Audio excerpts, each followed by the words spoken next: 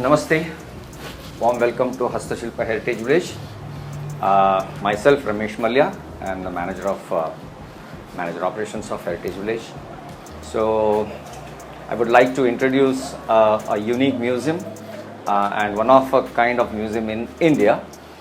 Especially why I say unique is because it's a unique museum which was conceived, created, dreamt, whatever you call, by a single person named Vijayanath Shenoy.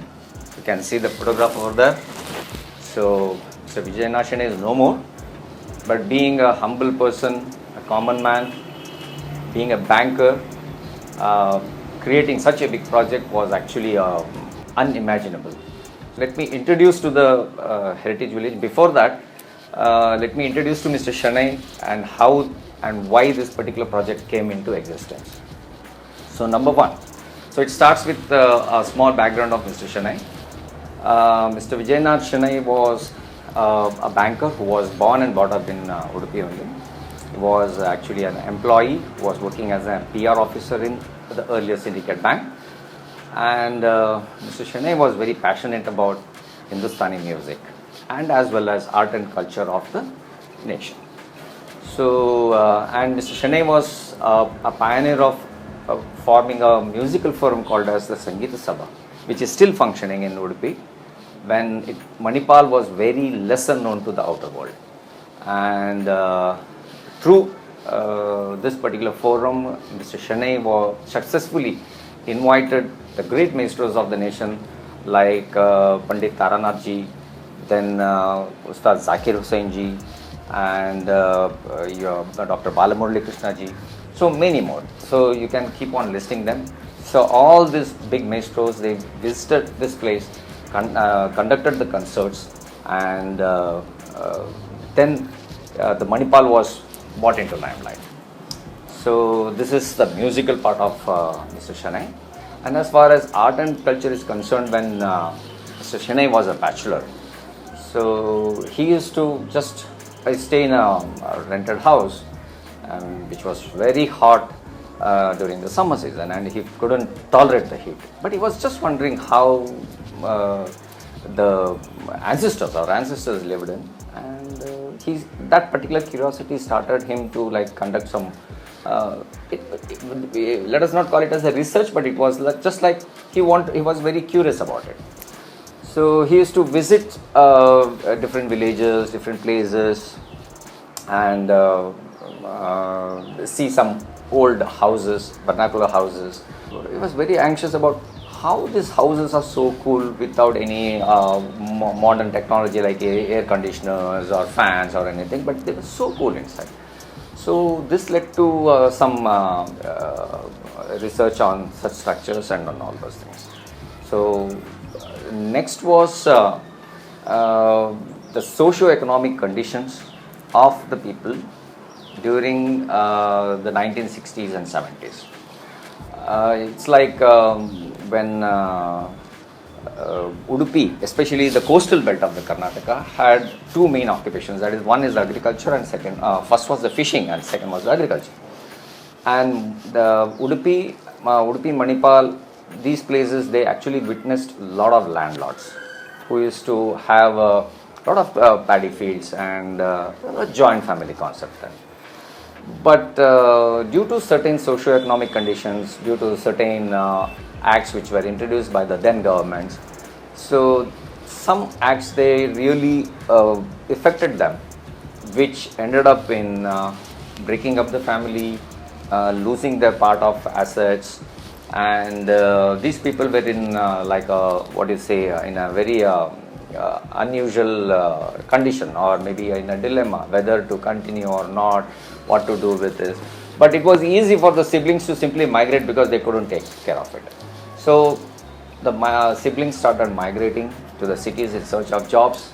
Ultimately, it was the eldest person or the eldest among the family who had to take care of the entire house and all the business matters, whatever it is. So even it was difficult for him. So ultimately, the beautiful houses which you are going to see in the next series, were all once under a threat of mass destruction, or maybe under the threat of, because of the Western influence that was slowly creeping in into this region especially. So these are the two main aspects where heritage village came into existence. The very first thing is about the mass destruction. When Mr. Shenoy was not into this particular project, when he actually walked into the villages, he witnessed some 3 such incidents where the houses were mercilessly being pulled down just to bring in that Western culture inside. And Mr. Shenoy actually went and even tried to stop them, but was literally kicked out. This actually particularly, these such incidents actually created an anger in young Shenoy's mind, and he thought, I have to do something. So being a banker, being an employee, a salaried guy, he started collecting such components, or the salvaged components you can call them, bits and pieces, by paying money from his pocket, which started with collection of first 1 pillar. So that 1 pillar was the foundation stone of his collections. But in general, Mr. Shenoy was not a collector or a curator or whatever you call in the terminology of the museum. But Mr. Shenoy just started collecting them in order to save them, not to make money out of it, or with any commercial intent.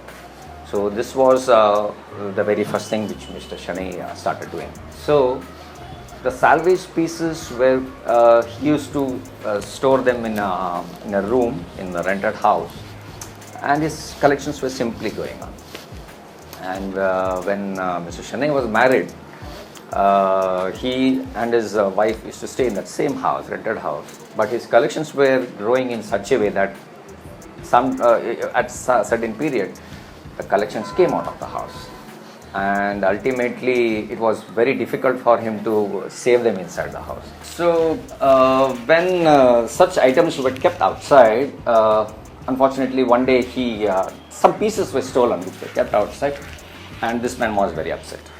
But he was not upset just because they were stolen, because he didn't want them to go back to the same location where they were saved from. And it's like your sawmill or maybe a firewood or something like that.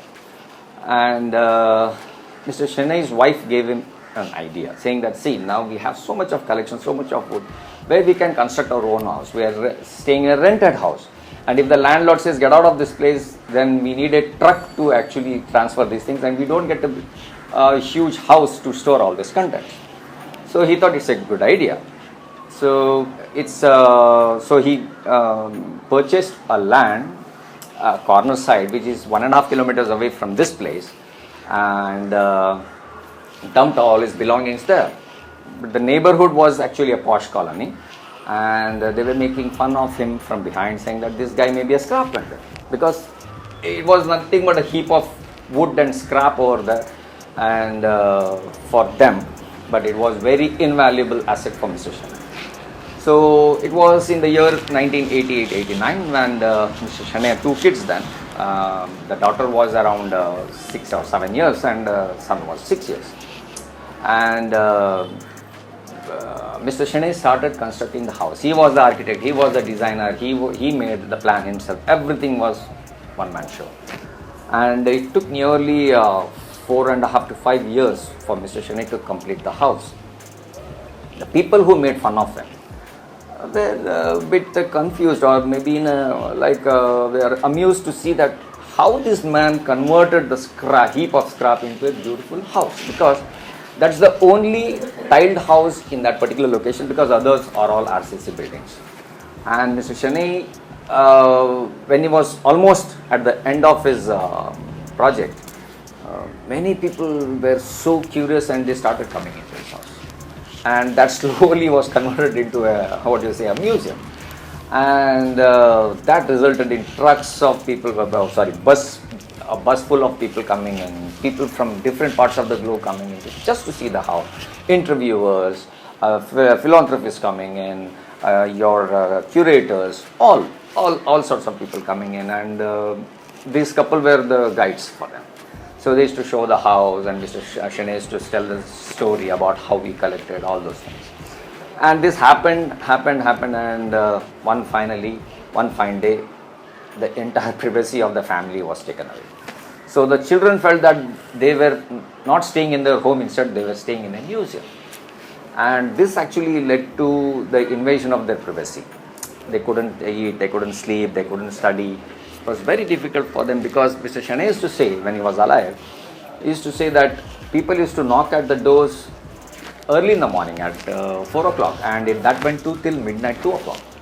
So this was really a very difficult situation for him, and ultimately the family thought, let us lock this house and go to a rented house, go back again to the rented house, because staying in a own house is not written in our fate. But the then DC, because it was not Udupi district then, Udupi district was formed in the year 1996. Before that, Dakshina Kannada or the Mangalore was being the headquarters. And the DC visited this place, and he had a very healthy discussion with Mr. Shenoy.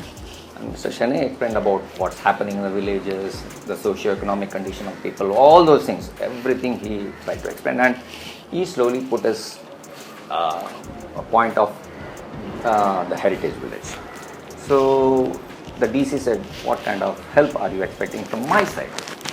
He said, sir, if you can provide me a piece of land, because I have collected all these things in bits and pieces and converted them into a house.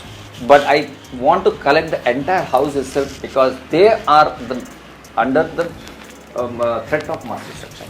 If I can't save these houses, they are gone forever.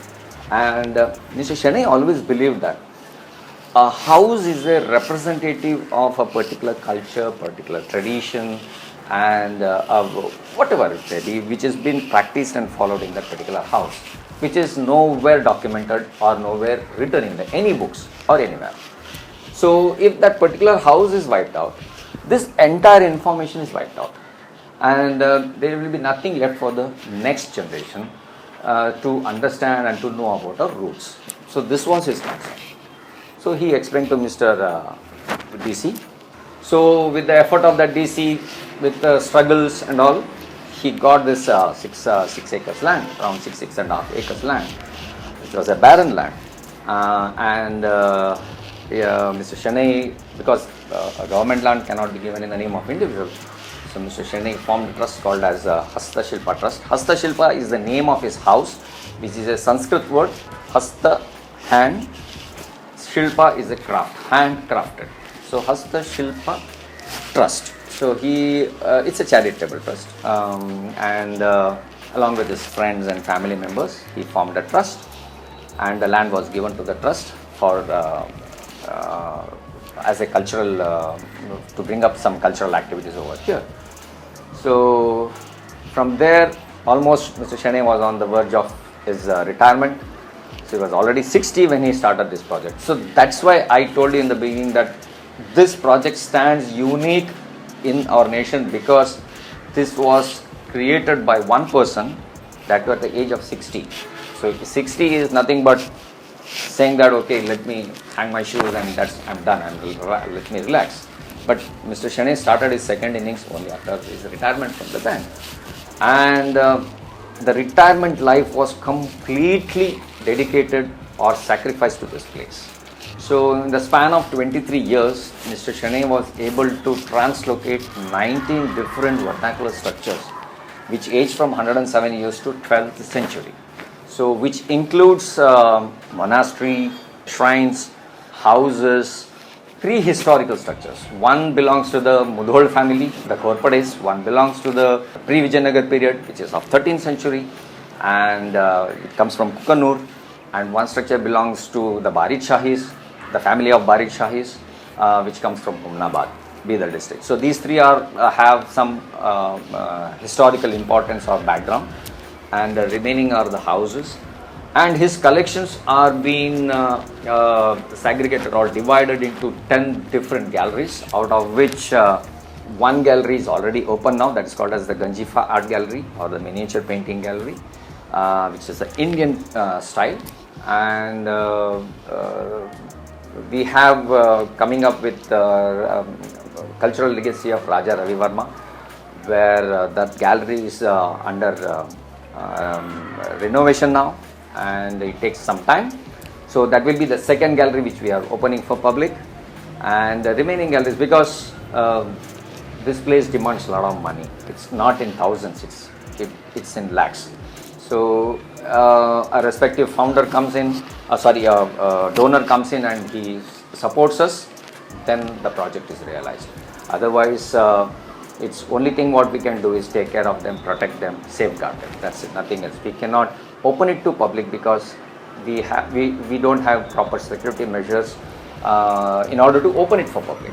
But we can secure it without opening it to public. So that's the situation now. So we are planning to open it, but some philanthropists, maybe with their your CSR funds or whatever it is, because Hasta Shilpa has 80G, it is registered under 12A, it is registered under FCRA, and again CSR.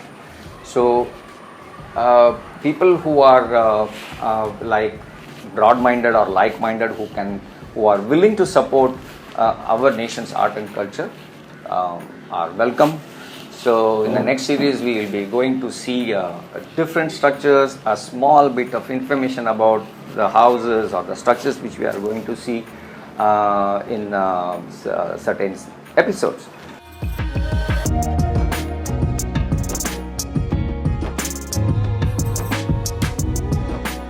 So when you plan a visit to Heritage Village, there are some guidelines which are to be strictly followed, and I would like to tell you about those guidelines.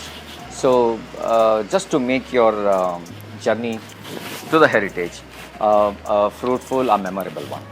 So number one, when you are visiting Heritage Village, you are not allowed to carry any eatables or soft drinks, because they are the actual enemies of this particular place. Because once you allow them to come in, they will actually damage the entire structure. So that's why eatables and soft drinks are not allowed inside strictly. You can carry water bottles, but there is an AquaGuard Pass purified water inside which is stored in the goblet. So it's safe to drink, and if people want their own water to be carried, you can carry the water inside. That's number one. So in order to maintain hygiene and cleanliness in every structure, and in order to maintain the glossiness on the floorings, because they are all red oxide, you can see them, these are all very glossy floorings there. So in order to maintain this glossy thing, we restrict people wearing footwear inside the structure, in order to give a respect to our, because to maintain the sanctity of the place, secondly to maintain the beauty of this place, and to maintain the hygiene. So we don't allow people to get inside with foot. So these things. And third one is, while clicking photographs, you have to ensure that the flashlight is completely off, and because the flashlight damages the painting forever. It creates a fading effect on the paintings, and gradually the paint gets faded and it cannot be repaired at all. So that's why flash photography is strictly prohibited inside. And cameras are allowed, but with certain restrictions. The number one restriction is about the flash photography. For your kind information, Hasta Shilpa Heritage Village Museum is not a commercial place or maybe a picnic spot or anything. And the late founder actually wanted this place to be an academic institution for the new generation, especially for the students of civil background or maybe architectural background, or who are interested in vernacular structure, technology, all those things. But many people, we come across lot of inquiries saying that is this available for film shooting, is this available for pre-wedding shoots, is this available for that, this, everything. Because our sincere request is, this place is a museum, this place is an academic institution. We treat this as a place of sanctity, and because it's our ancestral place, everything got together over here, and we sincerely request people who are planning to have a photo shoot or in order to use this place as a photo shoot location or something like that. We sincerely say sorry, please don't treat this place like that. We won't allow it, we don't entertain any such activities over here. It's purely to learn, to understand our roots, our culture, our art and our heritage. So it's a sincere request, please don't call us for photo shoots, one thing. Because we are not into any commercial activities. Our main motto is to preserve, conserve our rich art, culture and heritage. That's very important. And second one is regarding the timings. Now people may ask, when can we come? So the museum is open for all the seasons, but it is open from Tuesdays to Sundays. Monday is a weekly off for us because we are open on Sundays, that's a weekend, and Monday will be a weekly off for us. And it's the timings is between morning 10 a.m. to 3:45. 3:45 is the cutoff time because even though the museum closes at 5, you need at least 1.5 hours to see the museum, and by the time you finish off the tour it may get dark. So that's the reason we have kept that cutoff time by 3:45.